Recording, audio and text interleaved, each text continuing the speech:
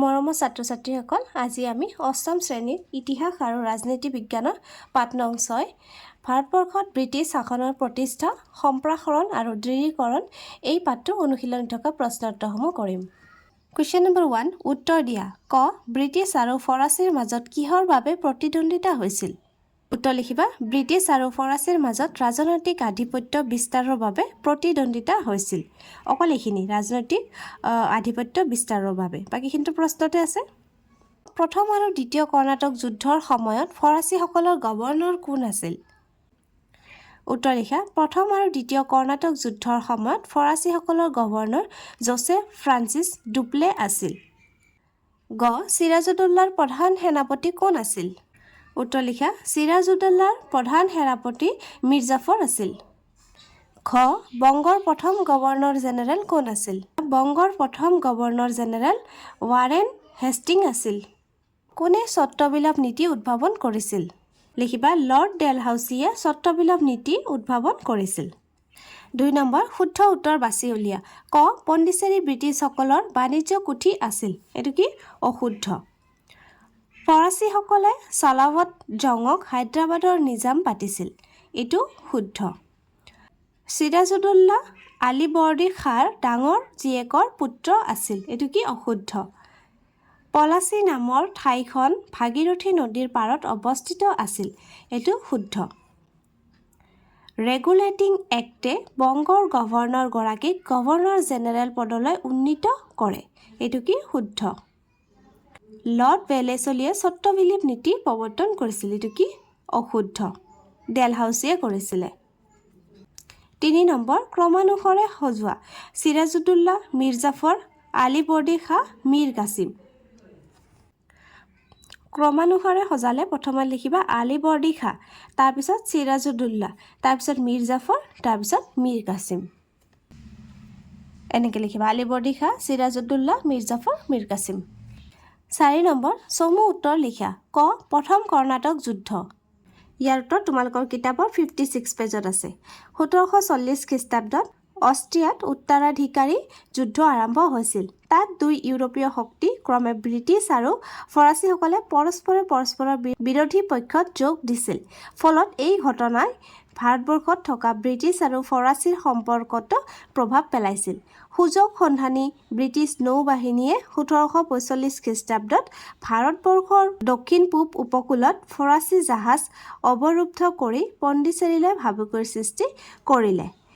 ব্ৰিটিছসকলে নিৰুপায় হৈ কৰ্ণাটকৰ নবাবৰ সহায় বিচাৰিলে। কৰ্ণাটকৰ নবাবে ব্ৰিটিছৰ সহায়ৰ বাবে পঠোৱা প্ৰকাণ্ড সৈন্যবাহিনীয়েও ফৰাচীৰ হাতত পৰাজয় বৰণ কৰিছিল। কিন্তু হঠাতে ইউৰোপত 2 জাতিৰ মাজত হোৱা সন্ধিৰ লগে লগে ভাৰততো ব্ৰিটিছ আৰু ফৰাচীৰ মাজত সন্ধি হয়। সেই সন্ধি মৰ্মে ফৰাচীসকলে ব্ৰিটিছৰ পৰা দখল কৰা ঠাইবোৰ পুনৰ ঘূৰাই দিয়ে। এই ঘটনাকে ইতিহাসত কৰ্ণাটকৰ প্ৰথম যুদ্ধ বুলি জনা যায়। এইখিনি লিখি দিবা। খ. ডুপ্লে। ইয়াৰ উত্তৰ লিখিবা। জোচেফ ফ্ৰান্সিছ ডুপ্লে পণ্ডিচেৰীৰ গভৰ্ণৰ আছিল। চতুৰ, দূৰদৰ্শী আৰু তীক্ষ্ণ বুদ্ধিসম্পন্ন গভৰ্ণৰ ডুপ্লেই প্ৰত্যুত্তৰত ব্ৰিটিছ অধীনত থকা মাদ্ৰাজ দখল কৰিছিল। এইখিনি লিখিবা। গ. পলাচী যুদ্ধ। ইয়াৰ উত্তৰ লিখিবা। 59 পেজত আছে। 1757 খ্ৰীষ্টাব্দত মুৰ্ছিদাবাদৰ পৰা 23 মাইল দক্ষিণে ভাগীৰথী নদীৰ পাৰত পলাচী নামৰ ঠাইত নবাবৰ সৈন্যৰ লগত ব্ৰিটিছৰ যুদ্ধ হয়। নবাবৰ 2 সেনাপতি মীৰ মদন আৰু মোহনলালে তাকৰীয়া সৈন্যৰে অসীম পৰাক্ৰমেৰে যুঁজি অৱশেষত প্ৰধান সেনাপতি মীৰ জাফৰৰ বিশ্বাসঘাতকতাৰ বাবে পৰাজয় বৰণ কৰিবলগীয়া হয়। যুদ্ধত পৰাজিত চিৰাজউদ্দৌলাক মীৰ জাফৰৰ পুতেক মিৰাণে হত্যা কৰে। পলাচী যুদ্ধৰ পিছত ব্ৰিটিছে পূৰ্বৰ প্ৰতিশ্ৰুতি মতে মীৰ জাফৰক বংগৰ নবাব পাতে। এইখিনি লিখি দিবা। খ. Regulating act. উত্তৰ লিখা। ভাৰতত ইষ্ট ইণ্ডিয়া কোম্পানীৰ শাসন নিয়ন্ত্ৰণ আৰু সুদৃঢ় কৰাৰ বাবে ব্ৰিটিছ সংসদে ৰেগুলেটিং এক্ট নামে এখন আইন প্ৰণয়ন কৰি বলবৎ কৰিছিল। এই আইনৰ দ্বাৰা বংগদেশৰ গভৰ্ণৰৰ পদটো গভৰ্ণৰ জেনেৰেললৈ উন্নীত কৰা হৈছিল। তেওঁৰ কাম কাজত সহায় কৰিবৰ বাবে এখন 4জনীয়া কমিটি গঠন কৰা হয়।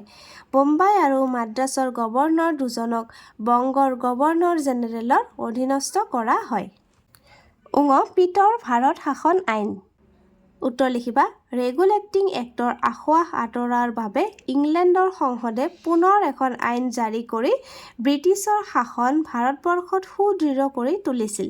এইখনে আছিল 1784 খ্ৰীষ্টাব্দৰ আগষ্ট মাহত বলবৎ কৰা পিতৰ ভাৰত শাসন আইন। এই আইন ইংলেণ্ডৰ প্ৰধানমন্ত্ৰী উইলিয়াম পিটৰ নামেৰে নামাকৰণ কৰা হৈছিল। প্ৰথম চিৰস্থায়ী বন্দোবস্ত।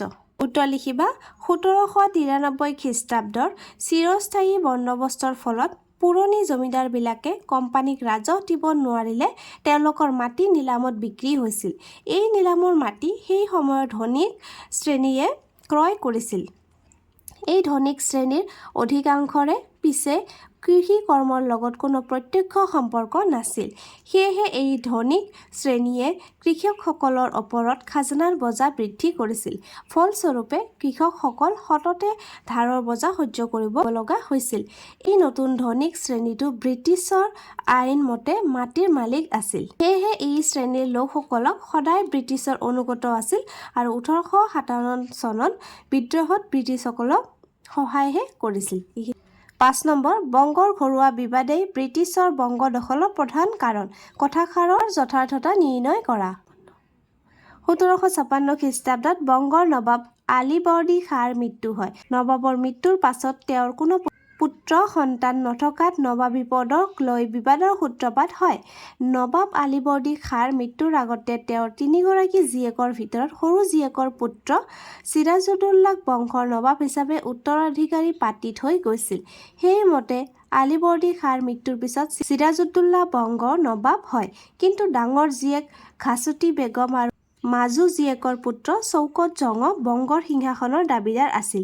সেই সময়ত ঘাচুটি বেগম ঢাকাৰ শাসনকৰ্তা আছিল। বংগৰ দেৱান ৰাজবল্লভ ঘচকি বেগমৰ সমৰ্থক আছিল। সিংহাসনৰ পৰা বঞ্চিত হৈ চিৰাজউদ্দৌলাৰ বিৰুদ্ধে ষড়যন্ত্ৰত লিপ্ত হয়।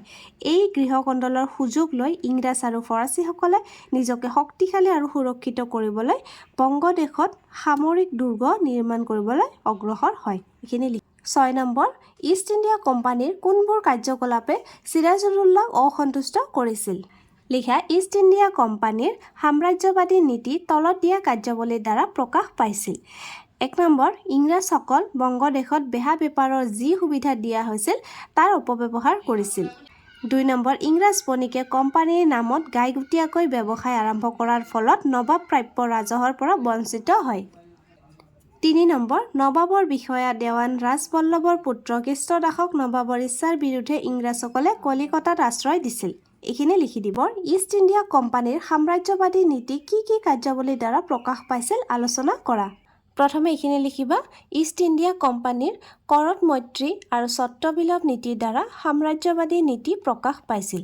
তাৰপিছত কি লিখিবা কৰত মৈত্ৰী নীতিৰ চৰ্তসমূহ আছিল যি দেশীয় ৰজাই কৰত মৈত্ৰী নীতি মানি ল'ব তেওঁলোকক ইংৰাজ সৈন্য বাহিনীয়ে সুৰক্ষা দিব, কিন্তু তাৰ বাবদ দেশীয় ৰজাই সৈন্য বাহিনীৰ খৰচ বহন কৰিব লাগিব। আকৌ কৰত মৈত্ৰী নীতিৰ অন্তৰ্ভুক্ত ৰাজ্যৰ ৰজা অকৰ্মণ্য বুলি পৰিগণিত হ'লে তেনে দেশীয় ৰজাক কোম্পানী চৰকাৰে ক্ষমতাচ্যুত কৰিব পাৰিব আৰু ৰাজ্যখন ব্ৰিটিছ চৰকাৰৰ পোনপটীয়া শাসনৰ তললৈ যাব। তাৰপিছত লিখিবা স্বত্ববিলোপ নীতিৰ জৰিয়তে ব্ৰিটিছে কিছুমান দেশীয় ৰাজ্যৰ ৰজাৰ স্বত্ববিলোপ কৰিছিল। স্বত্ববিলোপ নীতিয়ে ভাৰতবৰ্ষৰ ব্ৰিটিছ চৰকাৰক অতিশয় শক্তিশালী কৰি তুলিছিল। স্বত্ববিলোপ নীতিৰ মূল কথা হ'ল ব্ৰিটিছৰ আশ্ৰয়ত থকা ৰাজ্যবোৰৰ উত্তৰাধিকাৰী নাথাকিলে ব্ৰিটিছ চৰকাৰৰ অনুমতি নোলোৱাকৈ তেওঁলোকে তলনীয় উত্তৰাধিকাৰী ল'ব নোৱাৰিব আৰু অনুমতিবিহীন উত্তৰাধিকাৰী থাকিলেও সেই ৰাজ্য কোম্পানীৰ হস্তগত হ'ব। ব্ৰিটিছ চৰকাৰে স্বত্ববিলোপ নীতি ৰজাৰ উপাধি, খিতাপ, পেঞ্চন আদিৰ ক্ষেত্ৰতো প্ৰযোজ্য বুলি ঘোষণা কৰিছিল। উত্তৰাধিকাৰীবিহীন ৰাজ্যই এই সকলোবোৰ সুবিধা হেৰুৱাব লগা হৈছিল। এইখিনি লিখি দিবা। 8 লৰ্ড ডেলহাউছিয়ে স্বত্ববিলোপ নীতি প্ৰয়োগ কৰি কোন কেইখন ৰাজ্য কোম্পানীৰ শাসনাধীন কৰিছিল তাৰ এখন তালিকা প্ৰস্তুত কৰা। লিখিবা লৰ্ড হাউছিয়ে স্বত্ববিলোপ নীতি প্ৰয়োগ কৰি 1839 খ্ৰীষ্টাব্দত মন্দতী, 1840 খ্ৰীষ্টাব্দত কলাবা, 1846 খ্ৰীষ্টাব্দত ছাটাৰা, জেতপুৰ আৰু সম্বলপুৰ ৰাজ্য, 1850 খ্ৰীষ্টাব্দৰ পৰা 1854 খ্ৰীষ্টাব্দৰ ভিতৰত ভাগলপুৰ, উদয়পুৰ, নাগপুৰ আৰু ঝান্সী ব্ৰিটিছ ৰাজ্যত অন্তৰ্ভুক্ত কৰা হয়। এইখিনি লিখি দিবা। 9 নম্বৰ, ভাৰতবৰ্ষৰ এখন মানচিত্ৰ আঁকি তলত উল্লেখ কৰা স্থানসমূহ বহুৱা। পণ্ডিচেৰী, মাদ্ৰাজ, মুম্বাই, এলাহাবাদ, অযোধ্যা, পলাচী, কৰ্ণাটক। এইটো কি কৰিব লাগিব? প্ৰথমতে এখন ভাৰতৰ মানচিত্ৰ আঁকিবা, তাৰপিছত এই ঠাইসমূহ ক'ত ক'ত আছে সেইখিনি তোমালোকে আঁকি দেখুৱাব লাগিব। এইটো তোমালোকে শ্ৰেণী শিক্ষকৰ সহায় লৈ পেলাই কৰিবা। আৰু তোমালোকে ভাৰতবৰ্ষ আৰু অসমৰ মানচিত্ৰখন আঁকিবলৈ শিকিবা, কাৰণ বহুত প্ৰশ্নত কি হয়, এই মানচিত্ৰ আঁকি ঠাইসমূহ চিনাক্ত কৰিব দিয়ে। গতিকে ভাৰতবৰ্ষ আৰু অসমৰ মানচিত্ৰখন আঁকিবলৈ শিকিবা। নম্বৰ, শিক্ষকৰ সহায়ত ইউৰোপৰ মানচিত্ৰ চাই অষ্ট্ৰিয়া, ইংলেণ্ড, ফ্ৰান্স, জাৰ্মানী আদি বিচাৰি উলিয়া। এইটো তোমালোকে শিক্ষকৰ সহায় লৈ পেলাই এইখিনি ধুনীয়াকৈ চাই বুজি ল'বা দেই। আজিৰ ভিডিঅ'টি ইয়াতে সামৰিছোঁ। ভাৰতবৰ্ষত ব্ৰিটিছ শাসনৰ প্ৰতিষ্ঠা, সম্প্ৰসাৰণ আৰু দৃঢ়ীকৰণ এই পাঠটোৰ অনুশীলনী থকা আটাইবোৰ প্ৰশ্ন উত্তৰে কৰিলোঁ। আশা কৰিছোঁ তোমালোকে বুজি পাইছা আৰু লিখি ল'বও পাৰিছা। ভিডিঅ'টো ভাল লাগিলে তোমালোকৰ বন্ধু বান্ধৱীৰ লগত শ্বেয়াৰ কৰি দিবা। ধন্যবাদ।